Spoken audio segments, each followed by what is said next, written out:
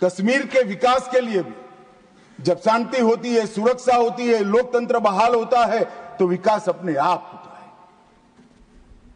मगर कई सालों से कश्मीर की तिजोरी खाली थी। नरेंद्र मोदी जी ने 2015 में 80,000 करोड़ की 63 परियोजनाओं को जम्मू कश्मीर लद्दाख के लिए अप्रूव किया। और मान्यवर, मैं बताने आया हूं, मेरे खर्च का हिसाब कुछ लोग पूछ रहे थे, अरे भाई थोड़ा कम हुआ होगा, हमने तो रखने का हिम्मत तो किया, आपके समय में तो खर्च का प्रोविजन भी नहीं कर सकते क्योंकि ऐसी स्थिति ही नहीं। मगर ऐसा नहीं है, खर्च नहीं हुआ है।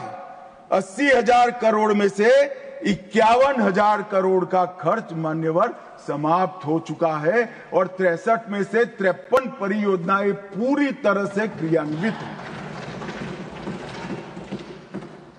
19 से 24 में 40,000 सरकारी नौकरियां दी, 1,51,000 ओबीसी बच्चों को विश्वकर्मा योजना से स्वरोजगार दिया, 5184 यूथ क्लब स्किलिंग का काम कर रहे हैं, 18,000 युवाओं को खुद की टैक्सियां देने का काम हुआ, 15,000 महिलाओं को, युवा महिलाओं को तेजस्विनी के तहत 10 लाख तक का सहायता दिया और कई सारे रोजगार के सृजन हुए।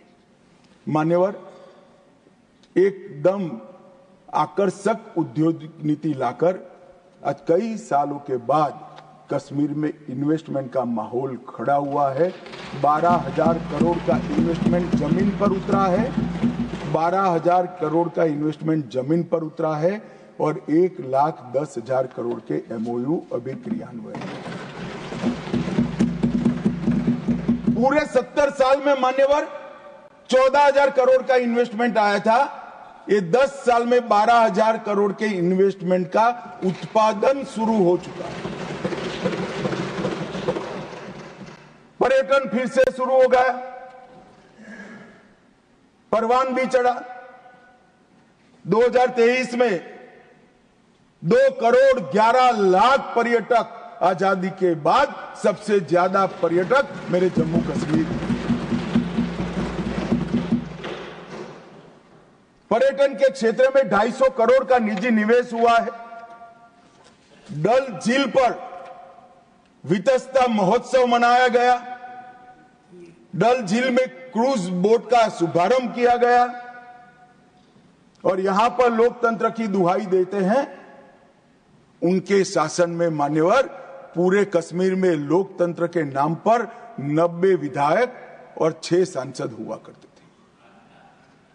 इतने बड़े कश्मीर में जनप्रतिनिधि 90 विधायक और 6 सांसद, अब 34,262 जनप्रतिनिधि चुने हुए कश्मीर में है। ग्राम पंचायत भी है, तहसील पंचायत भी है, जिला पंचायत भी है, म्यूनिसिपैलिटी है, म्यूनिसिपल कॉर्पोरेशन भी है, विधानसभा भी है और संसद सदस्य भी है। 370 की आड़ में इसको बंद कर रखा। चिट्ठियों से जनप्रतिनिधि बनते थे, अब चुन कर आते हैं मान्यवर।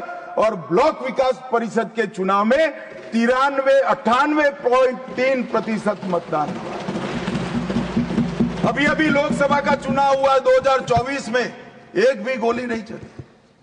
गोली छोड़ो साहब, बूथ के रैगिंग की एक भी फरियाद भी नहीं हुई है पूरे जम्मू कश्मीर। एक जमाने में दिल्ली से गए हुए आका सिर्फ सर्टिफिकेट विजेता का लेकर जाते थे, जनता घरों में दरी की दरी बैठ जाते। आज 98% लोग वोट डालते हैं और एक भी बूथ के रैगिंग की फरियाद भी नहीं होती है, गोली भी नहीं चलती है, धमाका भी नहीं। कश्मीर के अंदर लोकतंत्र की नींव पहली बार डालने का काम किया तो इतिहास में सम्मान हमारे प्रधानमंत्री श्री नरेंद्र मोदी।